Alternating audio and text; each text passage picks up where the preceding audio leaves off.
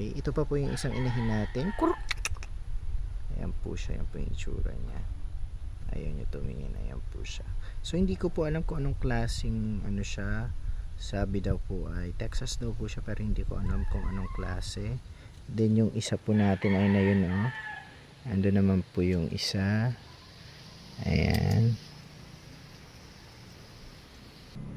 Ayan po yung isang inahin po natin.